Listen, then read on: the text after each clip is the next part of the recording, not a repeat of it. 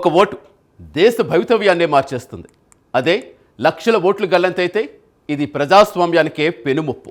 కేంద్ర ఎన్నికల సంఘం ప్రతిష్టాత్మకంగా చేపట్టిన స్పెషల్ ఇంటెన్సివ్ రివిజన్ ఇప్పుడు దేశవ్యాప్తంగా అగ్గిరాజేస్తోంది.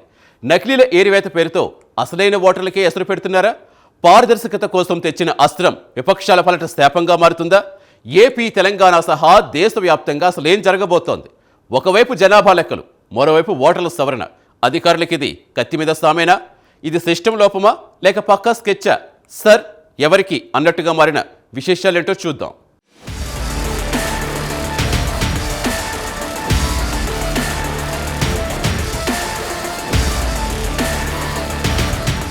ప్రజాస్వామ్య మనుగడకు అత్యంత కీలకమైంది పారదర్శకమైన ఓటరు జాబితా.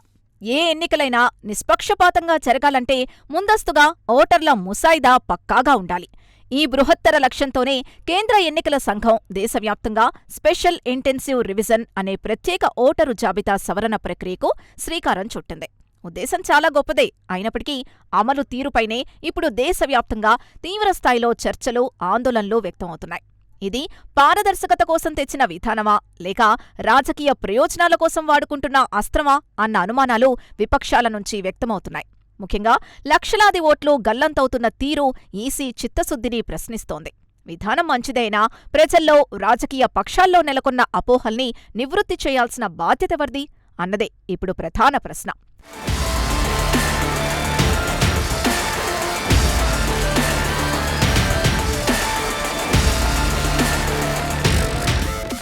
దేశంలో ఎన్నికలు జరుగుతున్న రాష్ట్రాల్లోనే కాకుండా మిగిలిన 22 రాష్ట్రాలు, కేంద్రపాలిత ప్రాంతాల్లో కూడా ఏప్రిల్ నుంచి ఈ సర్ ప్రక్రియను చేపట్టాలని ఎన్నికల సంఘం తాజాగా ఆదేశాలు జారీ చేసింది.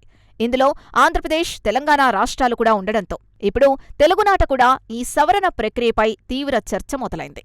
ఒక పక్క కొన్ని రాష్ట్రాల్లో ఇప్పటికే చేపట్టిన ఈ ప్రక్రియలో తలెత్తిన లోపాలు కొట్టొచ్చినట్టు కనిపిస్తుంటాయి. అదే తరహా విధానాన్ని ఇప్పుడు దేశమంతా విస్తరించడం పట్ల విపక్షాలు తీవ్ర అభ్యంతరం వ్యక్తం చేస్తున్నాయి. ప్రతిపక్షాల ఓట్లను లక్ష్యంగా చేసుకుని అధికార ఎన్డీఏ కూటమికి అనుకూలంగా ఈసీ వ్యవహరిస్తోందన్నది ఇండియా కూటమి ప్రధాన ఆరోపణ.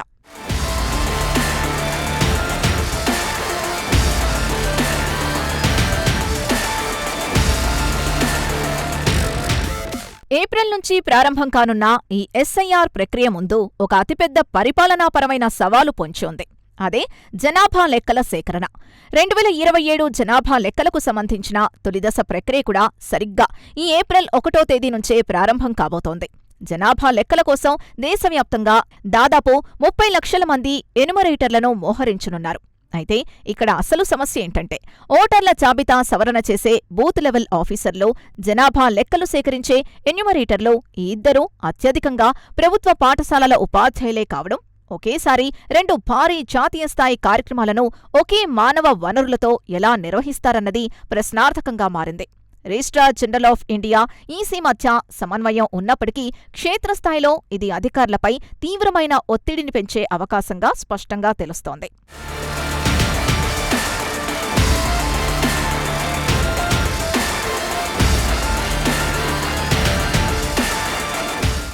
ఈ సర్ ప్రక్రియలో క్షేత్రస్థాయి అధికారులు ఎదుర్కొంటున్న మరో ప్రధాన సమస్య 2002, 2004 నాటి ఓటరు జాబితాలతో ప్రస్తుత ఓటర్లను మ్యాపింగ్ చేయడం. గతంలో ఎప్పుడో 2 దశాబ్దాల క్రితం జరిగిన స్పెషల్ ఇంటెన్సివ్ రివిజన్ నాటి డేటాతో ఇప్పటి డేటాను సరిపోల్చడం అధికారులకు కత్తిమీద సాముగా మారింది.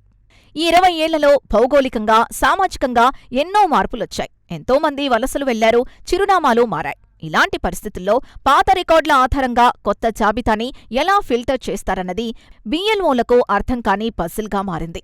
సరైన సాంకేతిక మద్దతు, శిక్షణ లేకుండా వారిపై మోపుతున్న ఈ భారం వల్ల అర్హులైన ఓటర్ల పేర్లు కూడా పొరపాటున తొలగించబడే ప్రమాదం పొంచుంది.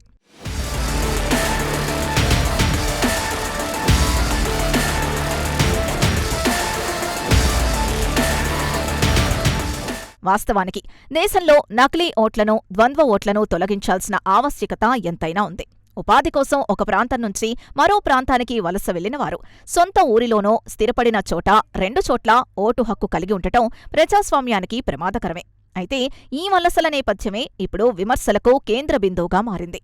నేడు నివాస ధృవీకరణకు, బ్యాంకు లావాదేవీలకు ఆధార్ కార్డ్ అత్యంత కీలకంగా మారింది.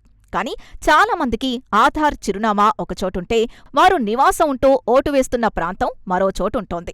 ఈ సాంకేతిక చిక్కుల కారణంగానే వలస కార్మికులు, ఉద్యోగుల ఓట్లను అధికారులు నిర్దాక్షిణ్యంగా తొలగిస్తున్నారన్న ఆందోళన వ్యక్తమవుతోంది. ఓటు హక్కు కల్పన, తొలగింపు ప్రక్రియల్లో ఆధార్ అనుసంధానం వల్ల వస్తున్న ఈ గందరగోళానికి శాశ్వత పరిష్కారం చూపాల్సిన అవసరం ఉంది.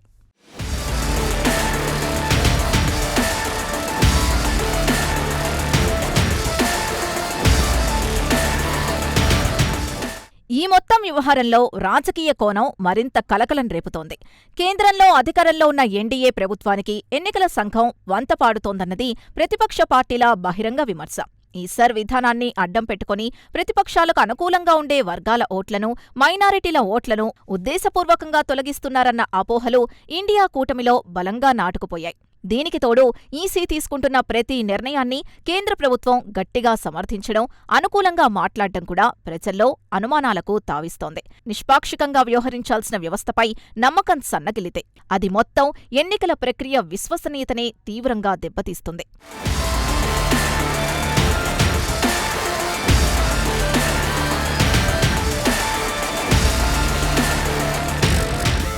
ఓట్ల తొలగింపు వ్యవహారం కేవలం రాజకీయ విమర్శలకే పరిమితం కాలేదు. ఇది న్యాయస్థానాల మెట్లు కూడా ఎక్కింది. ముఖ్యంగా పశ్చిమ బెంగాల్ లాంటి రాష్ట్రాల్లో రాత్రికి రాత్రే లక్షలాది ఓట్లను తొలగించడంపై అక్కడి ప్రభుత్వం తీవ్రస్థాయిలో అభ్యంతరం వ్యక్తం చేస్తూ ఏకంగా సుప్రీంకోర్టును ఆశ్రయించింది. ఈ వ్యవహారంపై విచారణ జరిపిన సుప్రీంకోర్టు తాజాగా కీలక సూచనలు చేసింది. ఈ ప్రక్రియలో నెలకొన్న ప్రతిష్టంభనను తొలగించేందుకు రాష్ట్ర ప్రభుత్వ ఉన్నతాధికారులు, ఎన్నికల అధికారులు సమావేశం కావాలని, అలాగే ఓటర్ల సవరణను పారదర్శకంగా పూర్తి చేసేందుకు కోల్కతా హైకోర్టుకు చెందిన ప్రస్తుత, మాజీ న్యాయాధికారుల సేవల్ని వినియోగించుకోవాలని సూచించింది. అంతేకాకుండా అనుమానాస్పద ఓటర్ల జాబితాను స్థానిక గ్రామ పంచాయతీలు, బ్లాక్ ఆఫీసుల్లో ప్రదర్శించాలని స్పష్టం చేసింది. అసోంలో కూడా ఎన్ఆర్సీ అసంపూర్తి ప్రక్రియ వల్ల న్యాయపరమైన చిక్కులెదురయ్యాయి.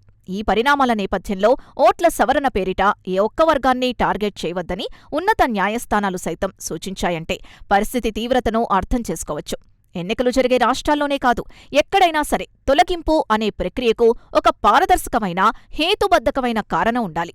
ముందస్తు నోటీసులు లేకుండా, సరైన విచారణ జరపకుండా పౌరుల ఓటు హక్కును హరించడం రాజ్యాంగ విరుద్ధమే అవుతుంది.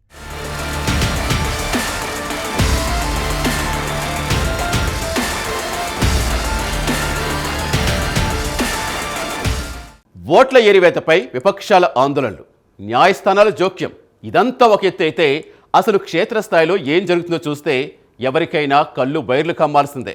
కేవలం 2 నెలల వ్యవధి, ఒకే రాష్ట్రంలో ఏకంగా 16 లక్షల మంది ఓటర్లు మాయం. వినేందుకు షాకింగ్గానే ఉన్నా ఇది అక్షర సత్యం. కేరళలో వెలుగు చూసిన ఈ ఓట్ల గల్లంతు వెనుక అసలు మిస్టరీ ఏంటి? రేపు మిగిలిన రాష్ట్రాలు జరగబోయేది కూడా ఇదేనా? ఆ డార్క్ మిస్టరీ ఏంటో ఇప్పుడు చూద్దాం.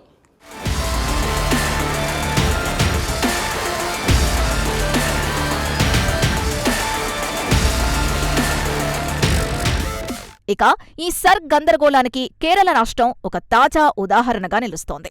కేరళలో తుది ఓటర్ల జాబితాను పరిశీలిస్తే విస్తుపోయే నిజాలు వెలుగులోకొచ్చాయి. ఫిబ్రవరి 2026 నాటికి ఈసీ ప్రకటించిన తుది జాబితా ప్రకారం కేరళలో 2.69 కోట్ల మంది ఓటర్లున్నారు. ఇందులో పురుషులు, మహిళలు, కొత్త ఓటర్లు, వికలాంగుల డేటాని చాలా స్పష్టంగానే ఇచ్చారు. కానీ ఇక్కడే ఒక అతిపెద్ద ట్విస్ట్ దాగుంది. డిసెంబర్ 2025లో రాష్ట్ర ఎన్నికల సంఘం నిర్వహించిన స్థానిక సంస్థల ఎన్నికల జాబితాతో పోలిస్తే కేంద్ర ఎన్నికల సంఘం జాబితాలో ఏకంగా 16.54 లక్షల ఓట్లు తక్కువగా ఉండటం తీవ్ర దుమారానికి దారితీస్తోంది.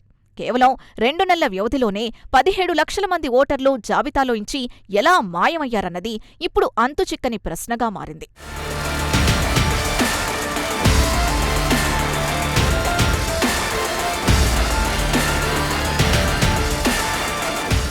కేరళ గణాంకాలను మరింత లోతుగా విశ్లేషిస్తే లోపాలు స్పష్టంగా కనిపిస్తున్నాయి. అక్టోబర్ 2025లో స్పెషల్ సమరీ రివిజన్ ద్వారా అప్డేట్ చేసిన జాబితాలో 2.78 కోట్ల మంది ఓటర్లుండగా కేవలం 4 నెలల వ్యవధిలోనే, అంటే ఫిబ్రవరి నాటికి ఆ సంఖ్య 8.97 లక్షలు పడిపోయి 2.69 కోట్లకు చేరింది. ఈ గణాంకాల వ్యత్యాసంపై కేరళలో అధికారంలో ఉన్న కమ్యూనిస్టు పార్టీ తీవ్రస్థాయిలో మండిపడుతోంది. కేంద్ర ఎన్నికల సంఘం ఉద్దేశపూర్వకంగానే ఎటువంటి పారదర్శకత లేకుండా అర్హులైన ఓటర్లను జాబితా నుంచి తొలగించిందని సిపిఎం నేతలు ఆరోపిస్తున్నారు. ఒక రాష్ట్రంలోనే ఇంత భారీ స్థాయిలో ఓట్లు గల్లంతైతే ఇక దేశవ్యాప్తంగా 22 రాష్ట్రాల్లో మొదలు పెట్టబోయే ప్రక్రియలో ఇంకెన్ని లక్షల ఓట్లు ఆవిరైపోతాయో అన్న ఆందోళన రాజకీయ వర్గాల్లో సర్వత్రా వ్యక్తమవుతోంది.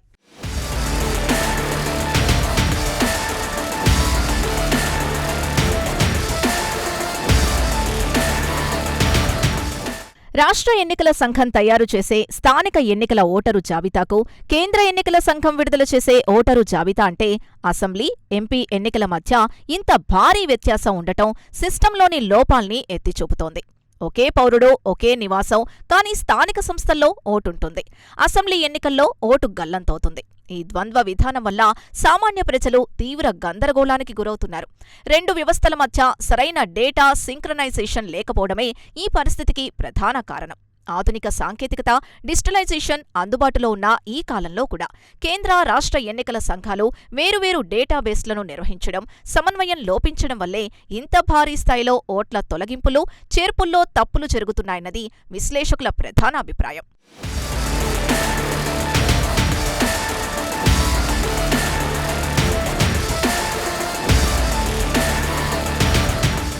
వాస్తవంగా ఎన్నికల సంఘం తీసుకొచ్చిన స్పెషల్ ఇంటెన్సివ్ రివిజన్ విధానం పూర్తిగా తప్పుబట్టాల్సిన అంశం కాదు. ఇది నిజంగా చాలా మంచి ఆలోచన.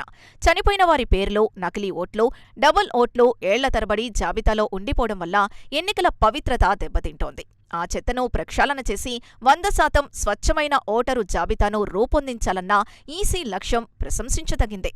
సాంకేతికతను వాడుకొని ఆధార్తో అనుసంధానం చేసి నకిలీలను ఏరివేయడం ఏ ప్రజాస్వామ్యానికైనా అవసరం. కానీ రోగం కుదర్చడానికి ఇచ్చిన మందు ప్రాణాల మీదకు రాకూడదు కదా. ఏరివేత పేరుతో అసలైన అర్హులైన ఓటర్ల హక్కును కాలరాయడం ఏమాత్రం ఆమోదయోగ్యం కాదు. లక్ష్యం ఎంత గొప్పదైనా అమలు చేసే విధానం లోపభూయిష్టంగా ఉంటే తీవ్ర విమర్శలు రావడం సహజం.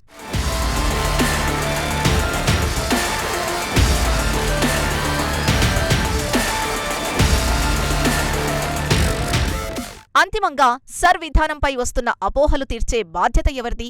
ముమ్మాటికి కేంద్ర ఎన్నికల సంఘానిదే. ఒక స్వతంత్ర రాజ్యాంగ సంస్థగా విపక్షాలు లేవనెత్తుతున్న అనుమానాలకు తార్కికమైన, పారదర్శకమైన సమాధానాలు ఇవ్వాల్సిన గురుతర బాధ్యత ఈసీపైనే ఉంది. ఆధార్ అనుసంధాన సమస్యలు, వలస కార్మికుల ఓట్ల గల్లంతు, పాత జాబితాలతో మ్యాపింగ్ లోటుపాట్లు, వీటన్నిటిపై ప్రజలకు స్పష్టతివ్వాలి.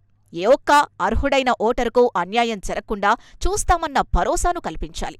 జనాభా లెక్కల ప్రక్రియతో రాబోయే క్షేత్రస్థాయి ఇబ్బందుల్ని అధిగమించేందుకు ముందస్తు ప్రణాళికలు ప్రకటించాలి. సర్విధానం మంచిదేనని రాజకీయ పార్టీలను, ప్రజల్ని ఒప్పించగలిగినప్పుడే ప్రజాస్వామ్య వ్యవస్థపై, ఎన్నికల ప్రక్రియపై పౌరులకున్న అపారమైన నమ్మకం మరింత బలంగా నిలబడుతుంది.